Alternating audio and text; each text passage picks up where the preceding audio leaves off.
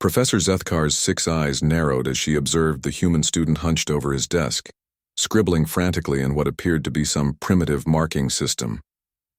The Galactic Academy had accepted exactly 2 humans into their xenolinguistics program as part of the Experimental Integration Initiative, and already one of them was proving problematic. Mr. Rayan. Her voice carried the harmonic undertones that made most species shiver in respect.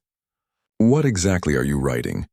The young human looked up, his brown eyes meeting her gaze without the proper deference shown by other species. Just taking notes, Professor. Rose, the other human student, glanced nervously between them. She had been exemplary so far, quickly adapting to the standard galactic script used throughout the civilized universe. But Rayan had always been different. Stubborn, she had warned the faculty. Professor Zethkar glided closer, her tentacles rippling with curiosity and annoyance.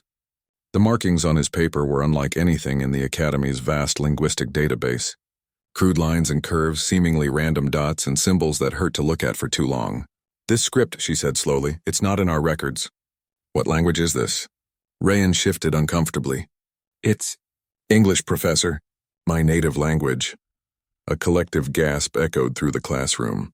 The other students, a mix of Valkyrian, Zephyrian, and Christek beings, turned their attention to the unfolding drama. Professor Zethkar's primary eyes widened, while her auxiliary ones focused on the strange markings. Impossible, she breathed. Our xenoarchaeologists have documented every dead language in this galaxy. This script, she paused, her advanced neural processors working overtime. This matches the pattern of linear script designation 47 Alpha, discovered on several dead worlds in Sector 7. But that language died out over 12,000 years ago. Rose felt her heart sink. She had warned Rayan about this, told him to use the standard galactic script like everyone else. But he had insisted on writing in English, claiming it helped him think better. Professor, Rose interjected carefully, perhaps there's been a misunderstanding. Silence. Zethkar's voice boomed, causing the crystalline students to chime in distress. Do you realize what this means? This human is writing in a language that predates most of our civilizations, a language that was supposedly extinct when our ancestors first achieved spaceflight. Rayan looked confused. I don't understand. English isn't dead. We all speak it on Earth. The professor's tentacles writhed in agitation. Earth? That primitive world you humans claim as your origin? Our surveys showed it harbored only basic life forms until recently. There's no way a language that ancient could have survived there. But it did, Rayan said simply. Not just English either. We have hundreds of languages, some even older. Chinese, Sanskrit, Hebrew. Stop!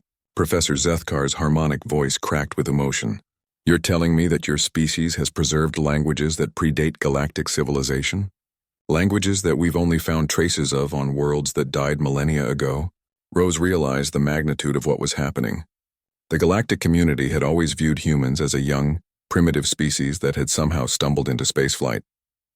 They were tolerated members of the galactic community, seen as useful for manual labor and basic services, but never considered intellectually significant. Rayan, she whispered urgently, I think we need to contact Earth. The professor's neural processors were working at maximum capacity, cross-referencing the human script with archaeological databases across the galaxy. The results were staggering. The patterns matched inscriptions found on Xerion Prime, the ruined temples of Vastel, and the mysterious obelisks of the Forbidden Sector. This is impossible, she muttered, more to herself than to the class. The humans would have had to maintain these languages through the Great Silence, through the dark age between the ancient civilization and our current era. Rayan frowned. What Great Silence? What dark age? The question hung in the air like a toxic cloud. Professor Zethkar's 6 eyes fixed on the young human with something approaching awe. You don't know, do you? Your species. You don't know what you are. What do you mean? Rose asked, her voice barely above a whisper. The professor moved to the holographic display, activating star charts that showed the galaxy's history. 12,000 years ago, this galaxy was dominated by an advanced civilization we call the Ancients. They built the hyperspace lanes we still use today, created technologies we're only beginning to understand. Then suddenly they vanished. We call it the Great Silence. 3,000 years where all advanced civilizations in this galaxy went dark. She manipulated the display showing the timeline.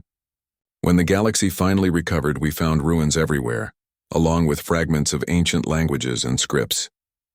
Dead languages on dead worlds. We assumed the ancients had been completely wiped out. Ryan and Rose exchanged glances as the implications became clear. But Earth, the professor continued, her voice filled with wonder and horror. Earth was listed as a primitive world in the Outer Rim, a world that somehow avoided the catastrophe. And your species, you've been carrying the languages of the ancients all this time. The classroom fell silent except for the gentle humming of the environmental systems. The other students stared at the two humans with newfound respect and fear. "Professor," Rayan said carefully, "are you saying that humanity might be descended from these ancients?" Zethkar's tentacles trembled. "I'm saying that your species may be the only survivors of the greatest civilization this galaxy has ever known. And you've been preserving their legacy in your languages, your cultures, your very way of thinking." Rose felt a chill run down her spine. "Then why don't we remember? Why don't we have their technology?" "Perhaps," the professor said quietly, "surviving meant forgetting. Perhaps the only way to escape whatever destroyed the ancients was to become primitive, to hide among the stars until it was safe to emerge again."